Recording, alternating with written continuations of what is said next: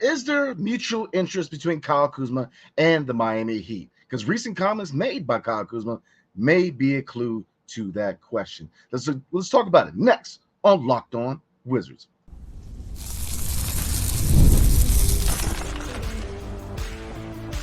You are Locked On Wizards, your daily Washington Wizards podcast, part of the Locked On Podcast Network. Your team every day.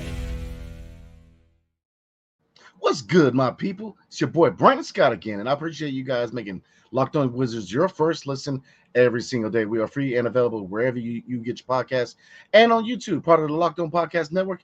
Your team every single day. Tonight's episode is brought to you by FanDuel. Now through September 22nd, all FanDuel customers can bet $5 and get a 3-week free trial of NFL Sunday Ticket from YouTube and YouTube TV. All you have to do is visit FanDuel.com to get started.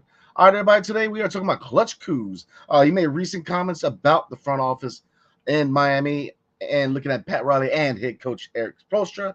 So we're going to look at, could Miami Heat be a destination for Kyle Kuzma, and what can the Wizards gain out of any potential deal with the Miami Heat? And we're going to look at some deals and see if it could indeed work. So let's get into it, everybody. Hope everybody had a blessed and safe weekend. I know I enjoyed my weekend, so I definitely hope you guys enjoyed yours. So let's get into it. This is I'm going to read you guys an article through the Miami Heat through sportsillustrated.com, but through the Miami Heat section of sportsillustrated.com.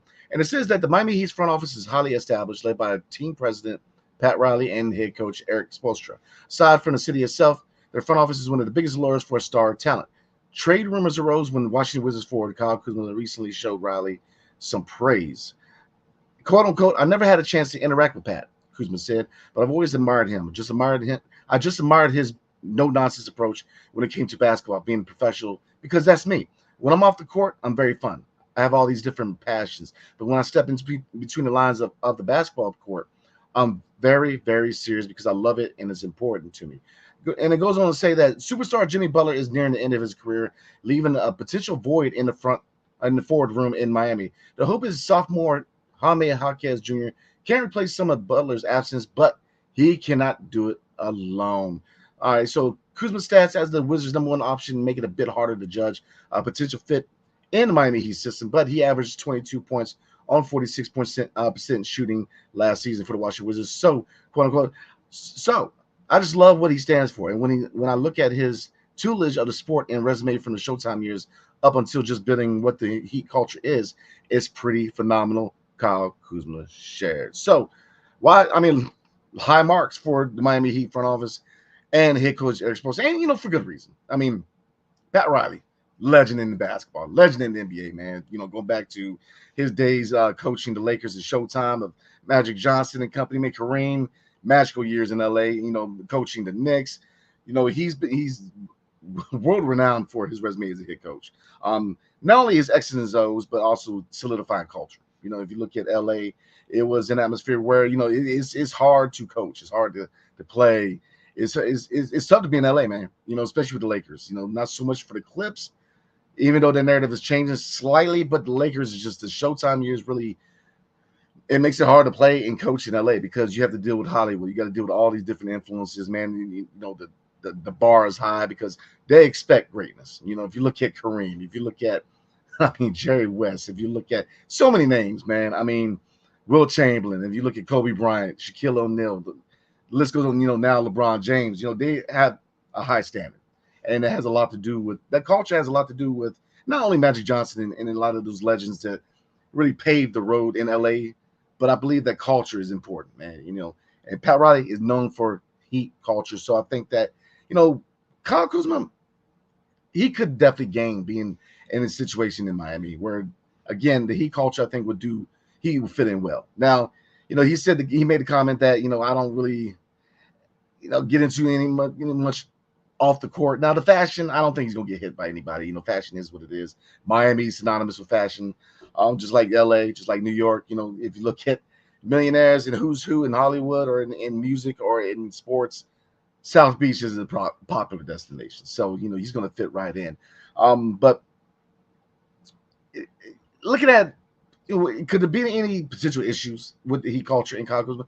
I don't think so. Yes, he's known to be very open as far as his political beliefs or arguing with people, especially Wizards fans on X, talk about political stuff. I wouldn't recommend it. I've been known in the past to say that I think he just keep it to himself, because not that I believe and not that I carry the opinion that athletes or even musicians should shut up and just do their job. Nah, I think everybody in this country has the right to talk about any political side they want to, whether you hate it or love it. Okay, that's the big thing about free speech. But saying that, you still got to deal with the consequences, especially in the public eye, especially being an NBA player, even a musician, hate it or love it.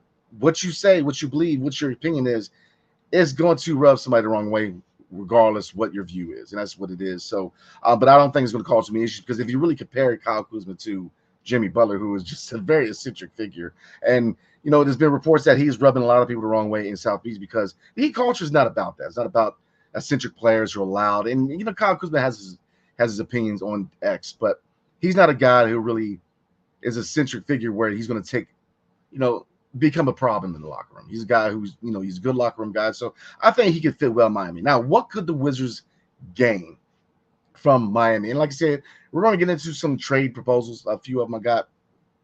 But, I mean, just a quick look at their salary cap situation. I mean, Kyle Kuzma makes $23 million this year. So could we get a first-round pick? Now, we all know the asking price is 2 first-round picks. We were able to acquire 2 first-round picks for Denny Avia in the move, bringing Bub Carrington to D.C., along with Malcolm Brogdon and a 2030 first-round pick. But, the asking price is still 2 first-rounders for Kyle Kuzma. Could you gain that from Miami? And from Miami, I'm going to say no. Now, overall, depending on the market, depending on the teams, depending on certain fits, they very well, I do think it's going to get hard to do so, especially the longer you hold on to Kyle Kuzma.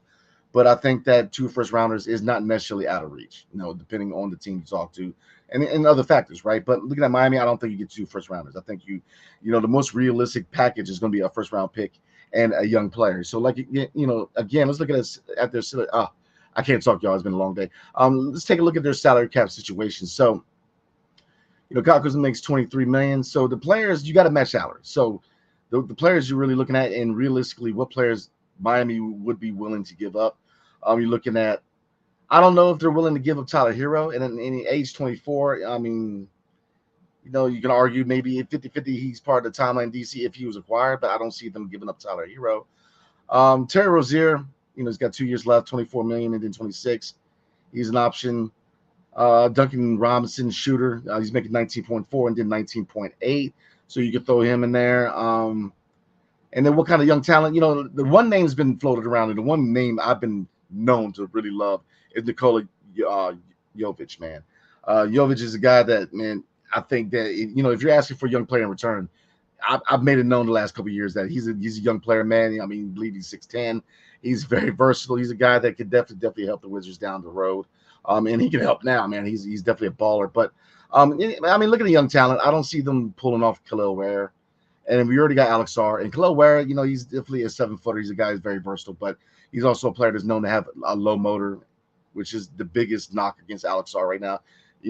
Some people call it lazy. Some people call it, I call it low motor, lack of aggression. And it'll be hard to have, yes, you would have 2 7-footers with Khalil Ware, man, but then you would have 2 7-footers, man, where aggression is a big issue, and you have to go I'm not going to see leaps and bounds, but you got to do your due diligence to try to find aggression in these 2 guys. And it's hard enough to do with one player in Alex R, even though I think Alex R will get there. But 2 guys, man, we'll see. I mean, it's a rebuild. So, look, we know that Brian Keefe Company, a lot of the work is on them right now. Not so much players. Not a lot of expectations with the players right now. We know they're going to be bad. A lot of the work goes to Brian Keefe and his staff developing this young talent. A lot of the work goes to Will Dawkins and Michael Winger and finding these pieces, finding these diamonds in the rough, making these moves and flipping these vets and getting assets back and really starting a youth movement in DC. So, some other names, I mean, you got to match salary. So, like I said, you're probably realistically looking at Terry Rozier or Duncan Robinson. And then what kind of player could you get back if you get a young player and or a pick? Because like I'm saying, you could get a salary filler. Got to match salaries. But realistically, you're looking at a young player in a first round pick. And the first round pick is going to be a 2030 first round pick. So young players, we already talked about Nikola Jovic. Khalil Ware, I don't think it's going to happen. And that's about it, guys. I mean, you're probably looking at Nikola Jovic. Um, Take a pick between Duncan Robinson and Terry Rozier. And because they're not going to move Bam Adebayo. He's part of their core. Tyler Hero, I think it's going to take more than Kyle Kuzma to kind of pry him away from Miami. Hayward Highsmith may be a guy you can throw in there, but we'll see. Khalil Ware, I would love, but again, he's known to have a low motor, and we're already working through that issue with Alex Sarr. So that's pretty much the most realistic package to look at. And like I said, there's a trade proposal put out by Wizard of Oz that I'm going to respond to and kind of give my my analyzation about that. But like I said, it's not entirely a bad trade between the Wizards and Miami for Kyle Kuzma. Like I said, Kyle Kuzma can definitely fit right into the Heat culture. He's not a guy who's known to have much drama on or off the court. Yeah, he's had his moments politically on X, but I don't think you compare that with the eccentric, stuff that Jimmy Butler does. And like I said, I like Jimmy Butler. He is a type of, I guess, personality that can rub people the wrong way. But at some point, his Heat tenure is going to end, and I think the Kyle Kuzma, together with Jaime Jaquez Jr., man, could be a nice, 1-2 punch in the at the forward position, man. So, like I said, it's not entirely a bad idea, but like I said, we all know that right now, Will Dog is asking prices 2 first-round picks. Again, depending on the team, the situation, the market, could you still realistically get that? Yes, but you're probably looking at picks in the years of 2029 to 2030, and they're going to be late first-round picks. I just don't see us pulling off lottery picks, man. There's going to be later picks. There's going to be later in the first round.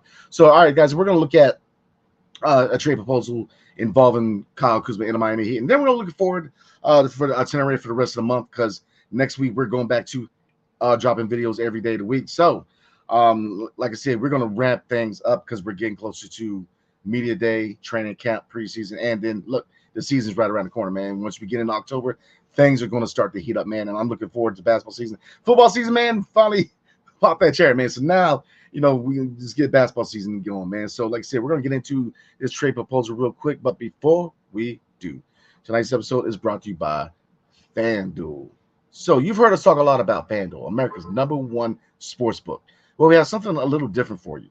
Now, through September 22nd, all FanDuel customers can bet $5 and get a 3-week free trial of NFL Sunday Ticket from YouTube and YouTube TV.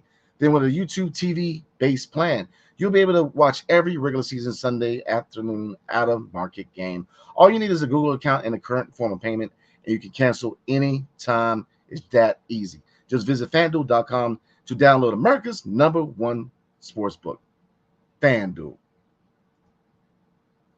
And thank you guys again for making Locked On Wizards your first listen of the day. For your second listen, enjoy the Locked On NBA podcast. There is no all-season in the NBA, let me tell y'all. And Locked On NBA provides daily basketball analysis from national and local experts in 30 minutes or less. No one keeps you as informed and entertained as Locked On NBA, available on YouTube or wherever you get podcasts. Part of the Locked On Podcast Network, your team every single day. All right, everybody, let's get back into it, shall we? All right, so this trade proposal, let me pull it up real quick. So bear with me for a second. This was put out through Wizard of Oz. Like I said, shout out to Wizard of Oz. A lot of good articles, man. So definitely shout out to Wizard of Oz, man. Between them and Bullets Forever, both of them are definitely my go-to source for, articles in literature, everything Wizards, man. So, this is by Tyler Watts through Wizard of Oz. So shout out to my guy Tyler Watts. And it's called Grade the Trade. Wizards add key youngster and draft pick in the latest Kyle Kuzma trade idea. So, real quick, is it, the Washington Wizards are in the early stages of a rebuild and are still determining their core. Kyle Kuzma would be a fixture in trade rumors because he does not fit the franchise's timeline. Several teams will have interest, and he's not the only veteran who will garner interest before the February 6th deadline. So let's take a look at this trade, shall we? Obviously, again, the comments made about team president Pat Riley and head coach Eric Spoelstra. So people are already saying that there could be a link. So I just had, guys, let's see. Right now it's showing on my computer that that website actually has a bug. So let me see if it's just on my end or what's going on with this going on, man. So hopefully it's not the deal. All right, I don't know what's going on. So let's get into this trade because I pulled it back up. All right, so the trade proposal is the Miami Heat acquired Kyle Kuzma and they send over Duncan Robinson, Josh Richardson, Nikola Jovic, and a 2030 first round pick. Kind of like along the lines of what we said earlier, of what they're trying to do as far as salary and what could you really expect in return. So, like I said, I expected Duncan Robinson. Like I said, he's making 19 million. His salary is going to be right up there to match. I guess to kind of make it right up on kill with $23 million that Kyle Kuzma is going to make. They put Josh Richardson in there, but he's a guy that I'm looking at could probably be a buyout candidate. I don't see where he really fits with this team because we're already in a pickle when it comes to trying to balance minutes for the young guys and balance minutes for the veterans. So adding more veterans is shaky for a team like the Wizards, man, because we already have, in my opinion, a veteran issue. Now, mentorship is one thing, and definitely, if you look at the CBA, man, you have to spend so much of your cap. So you have to sign free agents. If you look at Houston last year, or you look at Houston picking up Van Fleet, picking up a few players who are vets, you have to spend so much of your cap. So I get it from that standpoint, but to a certain degree, eventually you're going to have to start a youth movement, and I think we're definitely on the road there. So, like I said, Duncan Robinson is definitely a guy that they're probably going to turn around and flip. I definitely think he definitely has value. Every team needs a shooter. Now, looking at the timeline, you're looking at 3 years. This year on, you're looking at 3 years. If you look at the salaries of Jordan Poole, 3 years. Kyle Kuzma, 3 years. Sadiq Bey, 3 years. Jonas Valanciunas, 3 years. So 3 years seems to be the timeline when they want, if not all, but most of these veteran contracts off the books, because in 3 years, Bilal Koulibaly, a.k.a. Be Cool, will be up for an extension.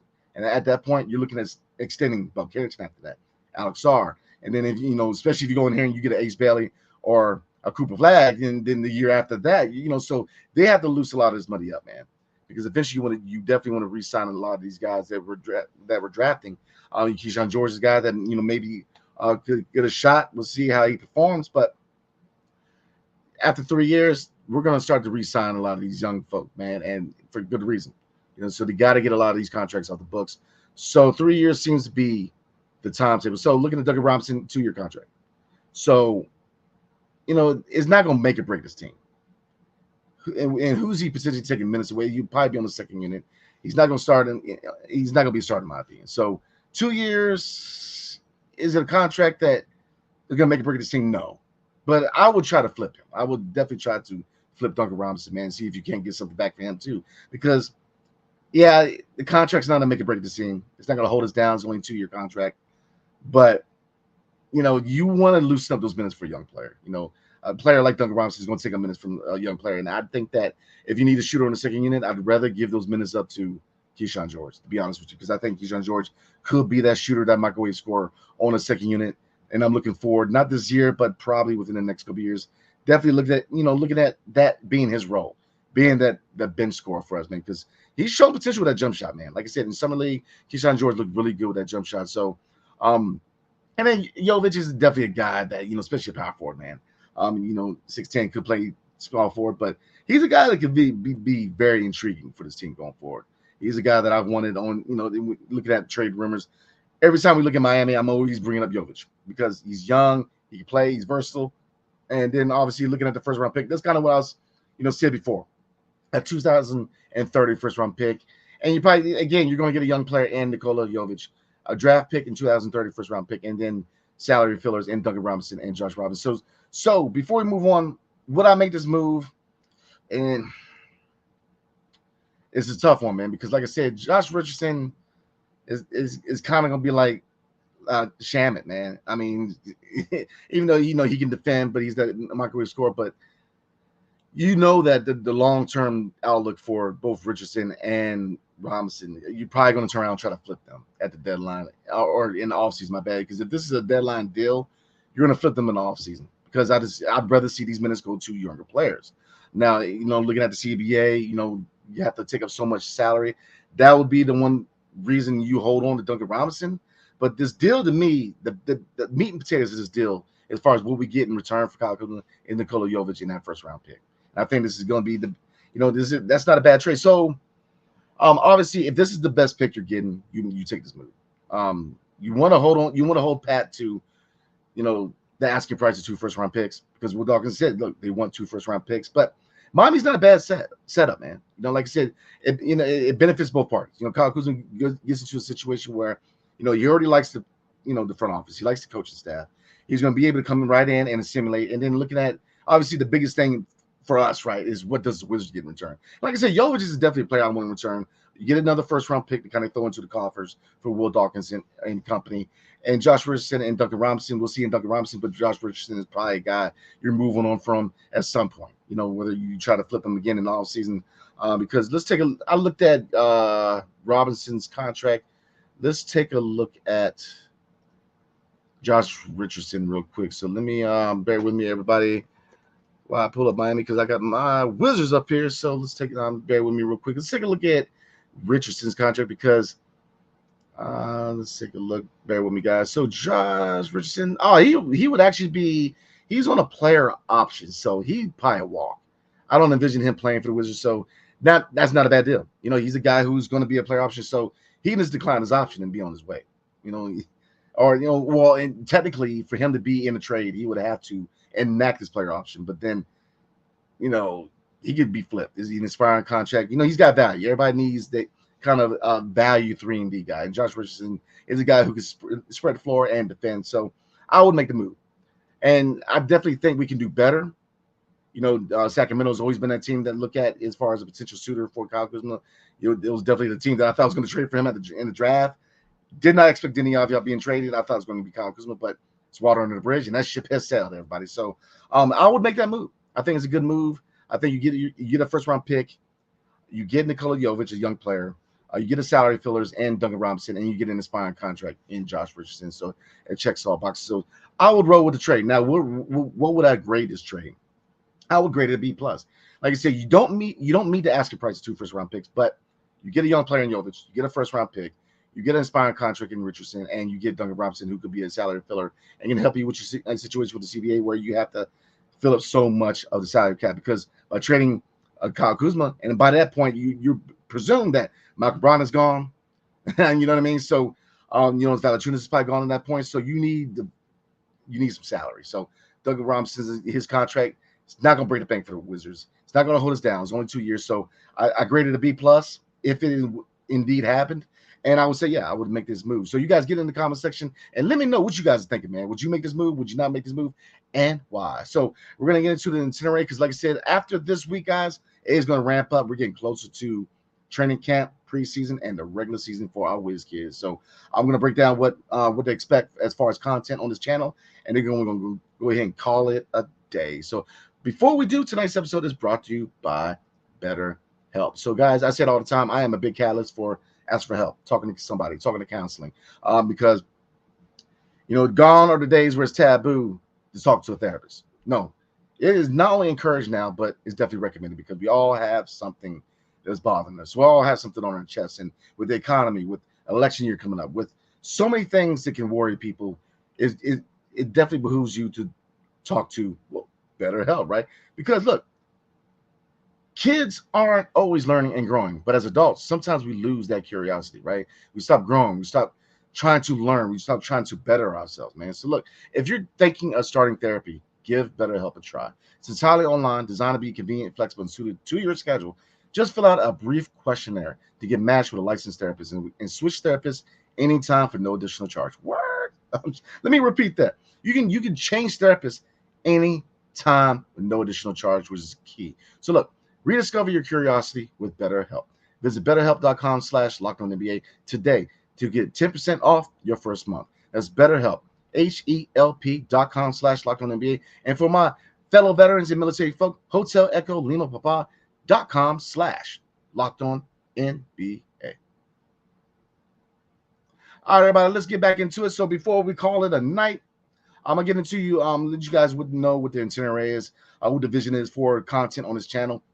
This is the last week where we'll be dropping 3 videos a week. So I will be dropping a video Wednesday, and we will be doing our customary Friday live topic. Now, next 2 weeks this month, you're looking at roughly every day, man. We're getting back to an everyday schedule. So, what can you expect? We're gonna get into what roles are, what to expect, over and unders for players. We've already done Kyle Kuzma, Jordan Poole. On Wednesday, we're gonna do the French connection, Bilal Coulibaly and Alex Sarr, and then Friday we're gonna look at the bench in the second unit and really look at roles and over and unders and what to expect this season coming up. All right, next couple of weeks, we're definitely gonna get into team stats, expectations. Over and unders, goals, stuff like that. The last week before media day, we're really going to get into what they expect next year and look at certain factors. And obviously, media day, I will be down there covering the Washington Wizards, trying to get the best questions and answers for you guys, not only from the players but from the execs, Will Dawkins and Michael Winger. And I'm excited, man, because they're really cool to talk to, man. They know basketball, man. So, like I said, media day, I will be down there to get you guys the best content covering your favorite Washington Wizards, man. So, and then like I said, next month it ramps up. You get into preseason, so you guys already know the deal, man. The last couple of years with me and Ed, obviously first year solo, man. So we'll be doing live recaps at each game, like we did with Summer League and last couple of years when you had the DMV's best backcourt with myself and the real Ed Oliver. We did live recaps at each game. So after preseason, we will be doing live recaps, and of course, after each regular season game, including West Coast trips, where it's going to be 1:00 in the morning. Your boy's going to stay up and do live recaps, man. And any major news, like obviously our favorite time of the year will be the trade deadline and other factors, especially if we're pretty good. People are going to get excited, but put your seatbelt on. It's going to be a long year, man. But I look forward to spending a lot of time with you guys, man, putting in a lot of good content, and definitely chopping it up this year, man, for your Washington Wizards. So again, this week coming up, we're going to take a look at the French connection, man, what the roles are. And like I said, this week we're going to be looking at roles, over and unders, what to expect. What roles should these guys have next year? And like I said, we've already covered Kyle Kuzma and Jordan Poole. We're going to look at the French connection of Bilal Coulibaly and Alex Sarr. And then Friday, we may do that, but I might keep it interesting, man, and might make it a secret, man. And we might have a special guest, man. So like I said, we're going to have a lot more special guests on, man. This is the time of the year where a lot of people are going through vacations. So right now it's tough to get special guests. We're going to get, obviously, our favorite dude, man, the real Ed Oliver. We're going to get him back on the show. We're going to get a lot of people back on the show, man. So guests are going to be popping out within the next 2 to 3 weeks. We're going to get back on having guests on. So like I said, a lot of good content, man. We're ramping up towards the regular season. Appreciate you guys rocking with me, man, going solo. Like I said, it's been a learning experience. 2 years rolling with my boy, the real Ed Oliver, man. Time of my life, man. Definitely love what I do. First time solo, I still love what I do, man.